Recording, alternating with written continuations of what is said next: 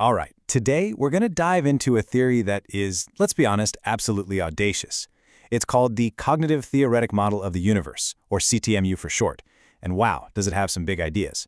It tries to weave together consciousness, matter, the whole fabric of existence into one single unified system. So yeah, let's get into it. To really wrap your head around this, we have to start with a foundational and kind of weird question. Forget what is reality made of for a second. Ask yourself this. What if reality isn't made of particles or strings at all? What if at its very core, it's structured just like a language? And that question, well, that's the absolute heart of the CTMU. The theory's big claim is that the universe is basically a language that is constantly writing and reading itself into existence. I know, it's a radical idea, so let's try and break down what that could possibly mean. Okay, so the CTMU isn't just another model in physics. It's pitched as a super-tautological reality-theoretic extension of logic. Yeah, that's a mouthful, I know, but think of it this way. It's trying to be a statement that is true by its own definition, like saying a circle is round. It's a system designed to be so complete that its truth is just built right in. And here's the kicker, it claims that this very system is the universe. So how on earth does that work? Well, the CTMU basically merges our physical world with the logic of computational language. So instead of thinking about a bunch of objects, planets, stars, atoms, that are governed by some external laws of physics, it sees the universe as a dynamic, evolving syntax. The rules and the stuff are one and the same.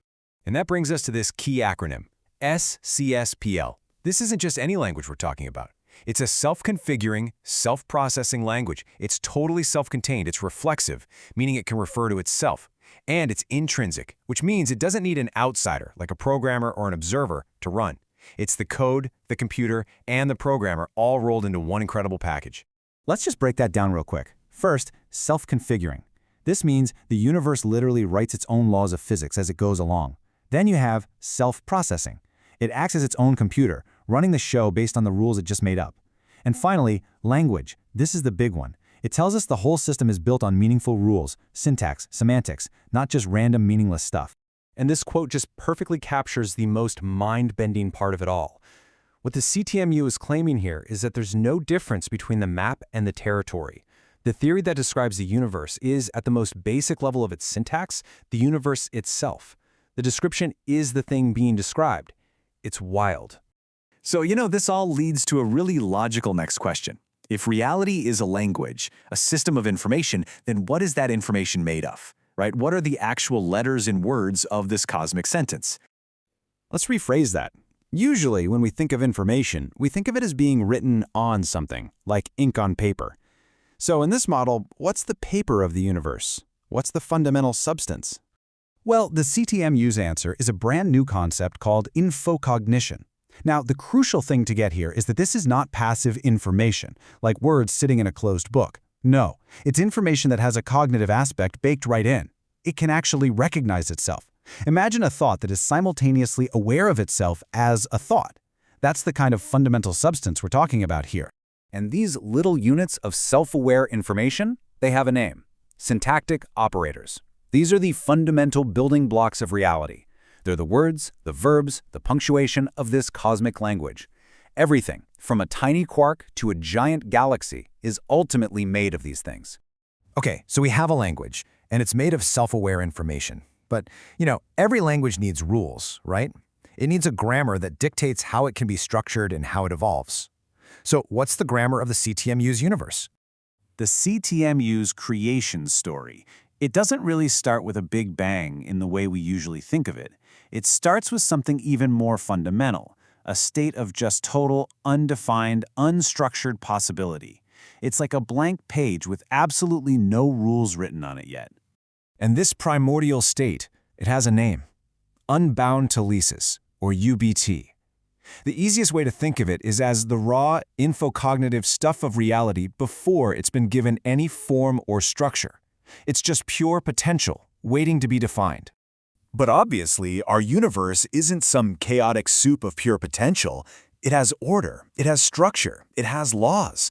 So, according to the theory, there must be some kind of guiding principle that comes into play to take all that raw potential and give it some shape.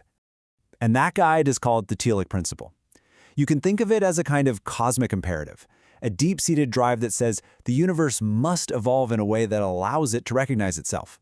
It's like a fundamental drive for existence to become self-aware, and it's baked into the fabric of reality from the very beginning.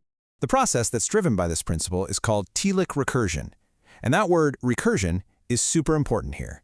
It means the universe is constantly feeding back into itself, using the structure it's already created to build even more complex structures.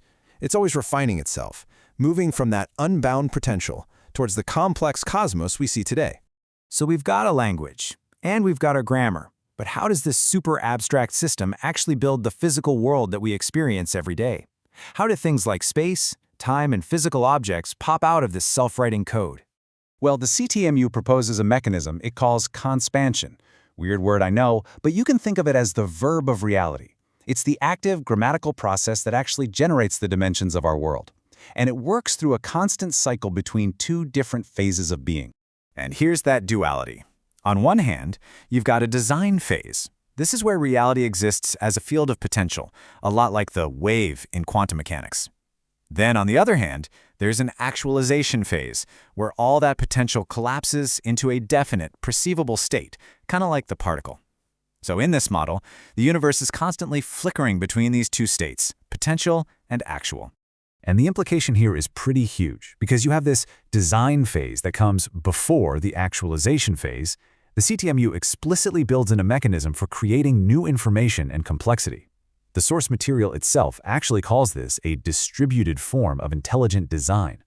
It's a really bold way of reframing how order and novelty can enter the universe. So after all that incredibly complex theory, what's the payoff? What problems does the CTMU actually claim to solve that our current models in physics are struggling with? Well, according to its abstract, this framework offers answers for some of the biggest puzzles out there. For instance, the arrow of time? It claims to explain that through telic recursion. The universe is a self-refining story, and you can't run a story backwards. It tries to close the gap between discrete and continuous models of reality, with that conspansion duality, that flickering between potential and actual. It even puts forward a reason for the accelerating expansion of the cosmos, linking it to the ongoing generation of information. And all of this leaves us with one last, really fascinating thought to chew on. If the universe truly is a language, a story that's writing itself into existence with self-aware information, then what does that make us? Are we just characters reading a pre-written script?